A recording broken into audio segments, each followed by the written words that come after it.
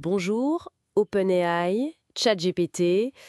C'est vrai que ces noms sont devenus familiers, mais à une vitesse assez incroyable. Ah oui, fulgurante, c'est le mot. Et aujourd'hui, justement, on va se pencher sur des extraits d'une discussion avec Sam Altman, le patron d'OpenAI. Exactement. Ces passages, ils donnent un aperçu de l'intérieur, quoi, sur la genèse de l'entreprise, leur stratégie, leur vision pour l'IA. Tout à fait.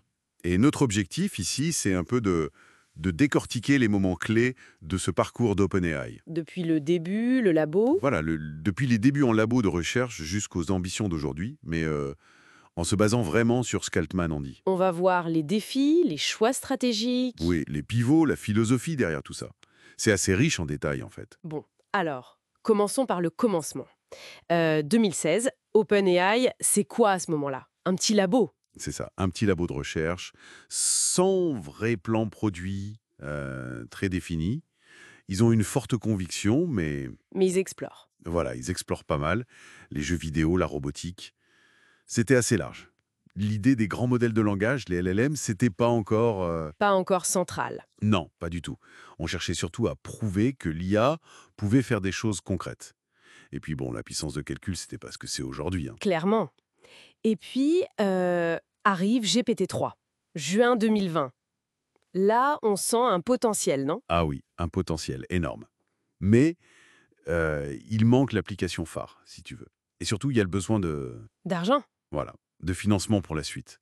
GPT-4 qui s'annonce, et ça coûte cher à entraîner. Très cher. Alors, comment ils font? Ils ont un super modèle, mais pas d'idée claire et besoin de fonds. Bah, face à ça, la décision, un peu pragmatique, a été de lancer une API. Une API, donc une interface pour que d'autres développeurs utilisent leur technologie. C'est exactement ça. L'approche, c'était un peu, bon, on a ce modèle puissant, euh, laissons les autres trouver quoi en faire. Intéressant comme approche. Oui, même si au début, hors de la Silicon Valley, l'accueil a été, disons, mitigé. Ah bon? Oui, mais les startups, elles, ont vite flairé le potentiel.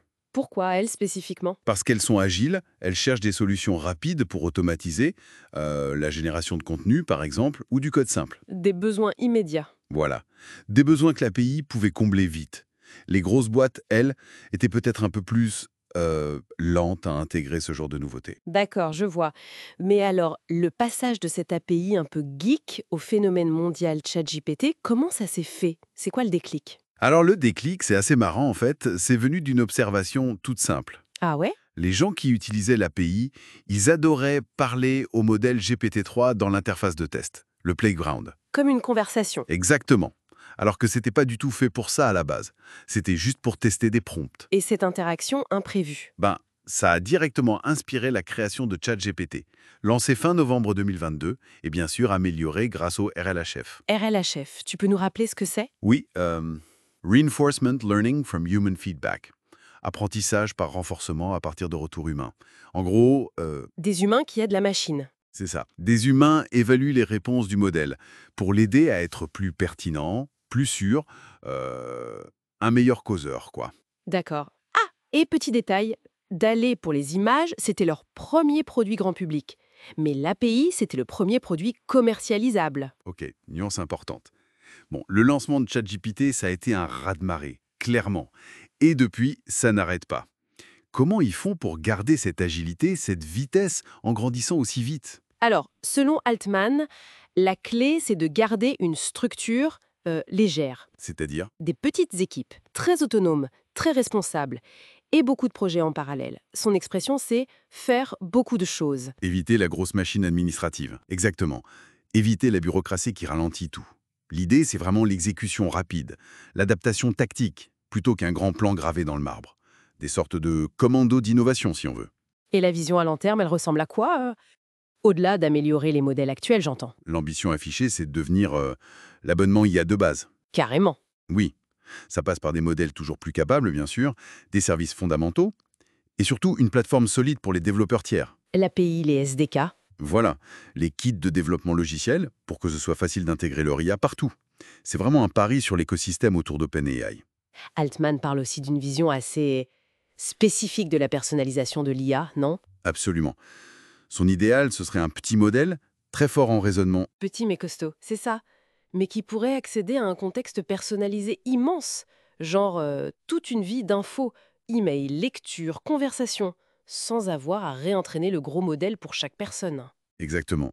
Pour lui, les méthodes actuelles de personnalisation, c'est des compromis, des étapes intermédiaires. Et sur la concurrence, il a un avis? Oui, il pense que les startups, souvent, elles dépassent les géants techno en innovation pure, sur l'IA. Pourquoi? La lourdeur des grands groupes.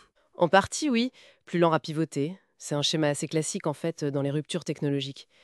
Il compare ça un peu à l'adoption générationnelle des technos. Ils se projettent même assez loin avec des étapes précises pour les années à venir. Oui, il a quelques prévisions.